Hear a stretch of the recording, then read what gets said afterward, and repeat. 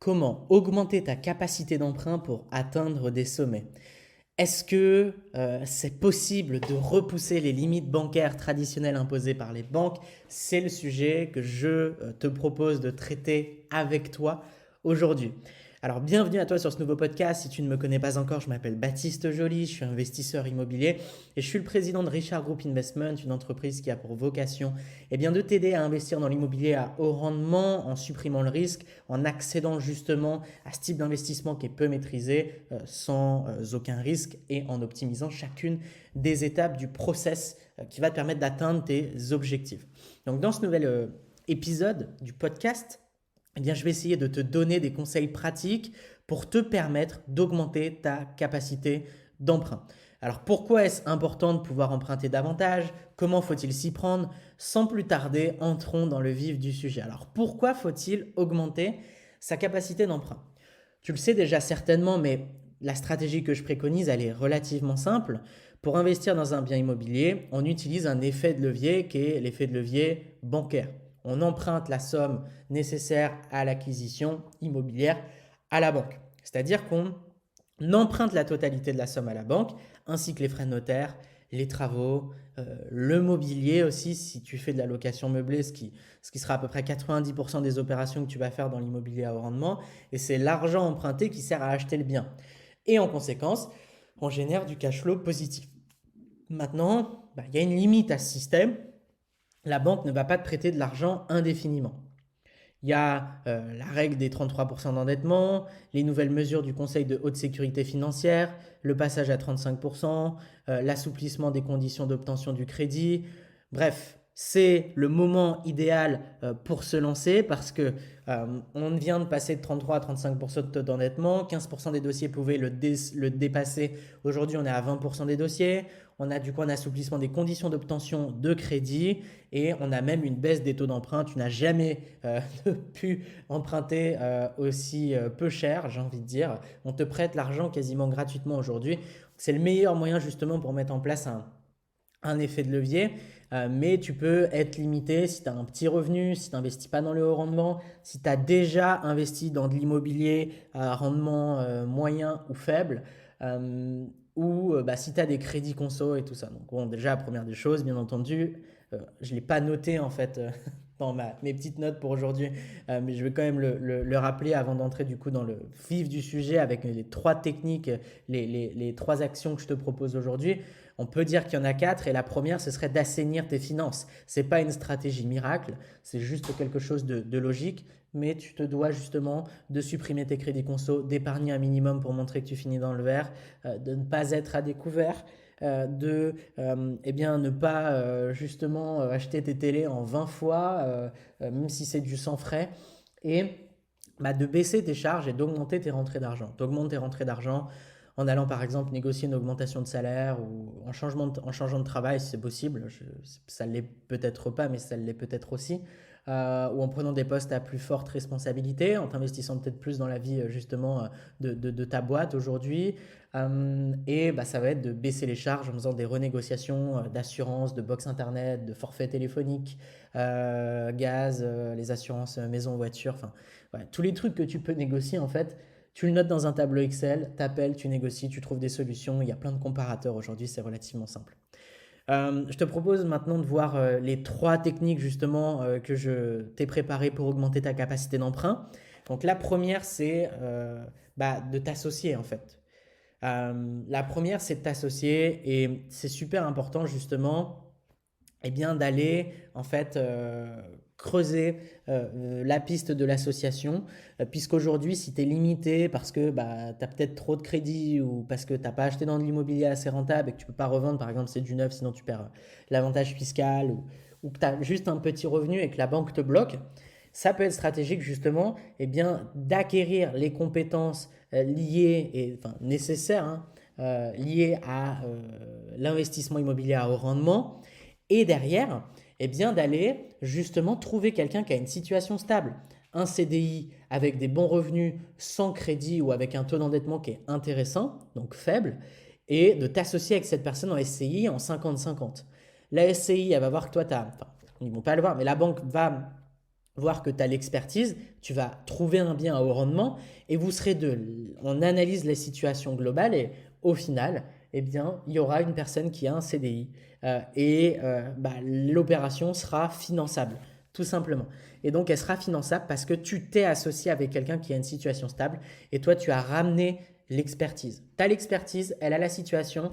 Vous avez tous les deux un avantage justement au fait de vous associer en fait. Et donc là, justement, c'est intéressant parce que vous allez pouvoir en fait grossir. Chacun amène quelque chose, chacun a une utilité et ça vous permet d'avancer. Parce qu'à plusieurs, on va plus vite et on va plus loin. D'accord. L'expression de tout seul, on va plus vite, ensemble, on va plus loin, c'est du bullshit. Tout seul, on va moins loin et moins vite. Et ensemble, on va plus vite et plus loin. Parce que tu vas pouvoir emprunter tout de suite plus.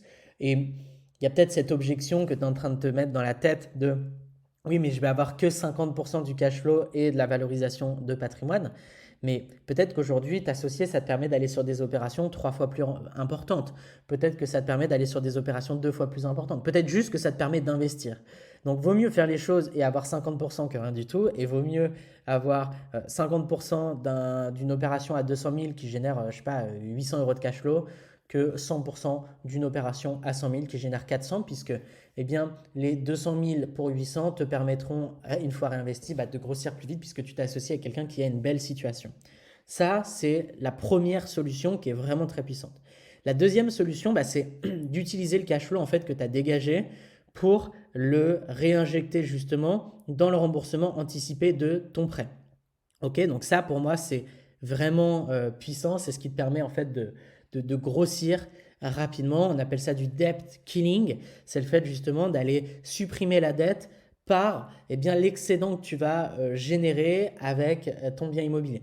C'est quelque chose que l'on peut faire aussi lors du rachat de société. Donc tu fais du rachat de société avec des crédits vendeurs ou avec des prêts bancaires. Et l'excédent en fait que va générer la boîte, le bénéfice va être réinvesti dans le remboursement du prêt. Et ça nous permet d'être propriétaire de boîtes valorisées plusieurs millions d'euros en l'espace de quelques années. C'est pareil avec l'immobilier.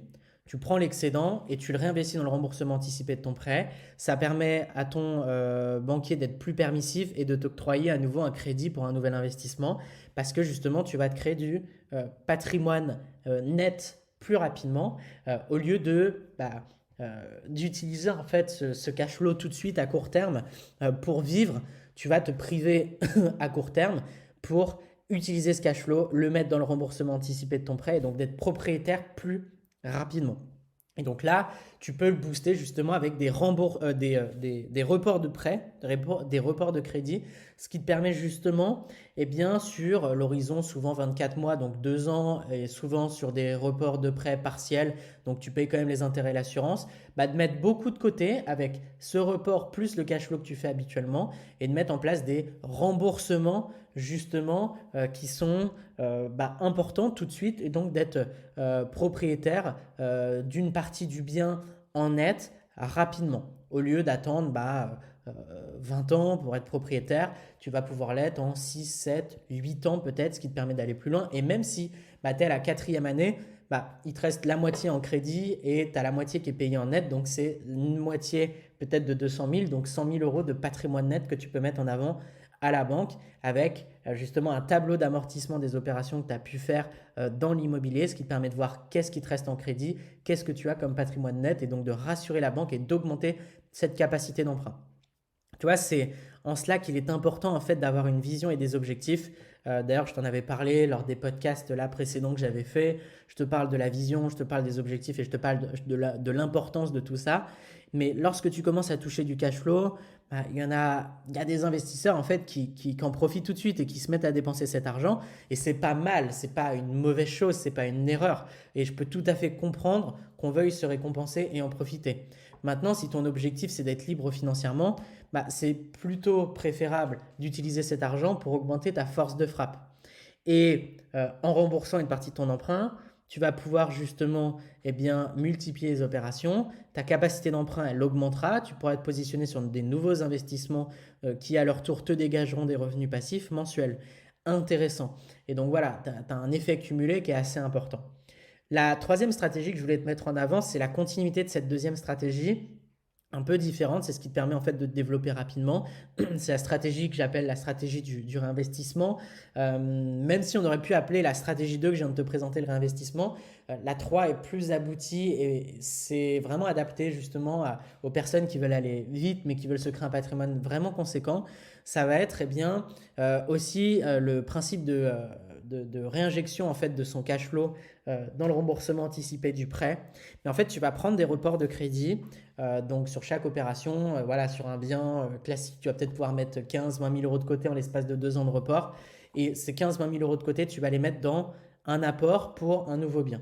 Donc tu fais du cash avec ton report de crédit, tu mets un apport pour un deuxième bien, puis un apport pour un troisième avec le report de crédit du deuxième, puis avec le report de crédit du troisième, un apport pour le quatrième. Tu vas te développer très très rapidement. Ensuite, tu vas te retrouver avec peut-être 4 opérations à 500 euros de cash flow, ce qui te fait 2000 euros de cash flow mensuel. Ces 2000 euros, tu vas les prendre pour les mettre dans le remboursement anticipé de ton opération 1 qui t'a peut-être coûté pour 500 euros de cash flow 110, 120 000 euros. Du coup, tu as tes 500 euros de cash flow, tes 2000 euros de cash flow au global, donc 500 x 4. Tu prends tes 2000 et tous les mois, tu mets tes 2000 dans le remboursement anticipé du premier bien. Sur cette opération, tu avais peut-être 600 euros de crédit, par exemple. Donc, rapidement, tu te retrouves, parce qu'en plus, tu fais une cinquième et une sixième opération en parallèle, avec le report toujours, tu sais. Et donc, tu développes ton parc immobilier et en parallèle, ce cash flow-là, tu le mets dans le remboursement anticipé du premier prêt. Tu as justement fait du debt killing rapidement parce que tu as concentré tous tes cash flows et tu te retrouves propriétaire à 100% du bien. Donc, tu supprimes un crédit de 600 euros que tu payais chaque mois. Tu passes de 2000 à 2005 parce que tu as nous fait une nouvelle opération à 500 euros de cash flow et de 2005 à 3100 parce que tu t'es libéré de 600 euros de crédit. C'est du cash flow mensuel en plus. Et donc, tu as tes 2005, donc 5 fois 500 euros de cash flow, plus tes 600 euros de crédit que tu n'as plus à payer, donc qui sont du cash flow. Donc, de 2005 à 3100, tu mets tes 3100 dans le remboursement anticipé de la deuxième opération. Tu te libères 500 ou 600 euros de crédit. Tu passes de 3100 à 3006, 3007. Et voilà. Et ta force de frappe, elle augmente chaque mois de manière exponentielle. Incroyable. Et donc, tu te retrouves propriétaire de biens rapidement. Et là, tu as un effet cumulé qui est vraiment important et qui te permet justement de faire du debt killing rapide. Donc, de tuer les dettes en quelque sorte, de les supprimer rapidement, uniquement grâce à ton cash flow en fait, que tu as généré, que tu as accumulé, que tu as réinvesti. Donc, tu génères de l'argent avec l'argent généré par tes biens que tu as achetés sans argent. Donc, c'est vraiment puissant comme stratégie.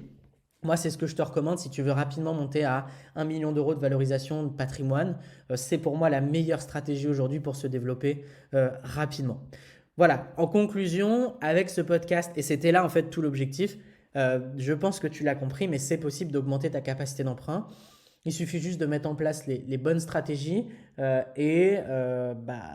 ces stratégies-là vont te permettre, en fonction bien entendu de tes objectifs, il y en a qui sont plus adaptés que d'autres, mais d'atteindre tes objectifs en augmentant ta capacité d'emprunt, ce qui te permet d'augmenter tes possibilités et donc d'augmenter les possibles opportunités que tu vas pouvoir saisir à court, moyen et long terme. Et c'est quelque chose d'exponentiel si c'est bien utilisé. C'est des stratégies qui s'inscrivent dans une dimension plutôt long terme.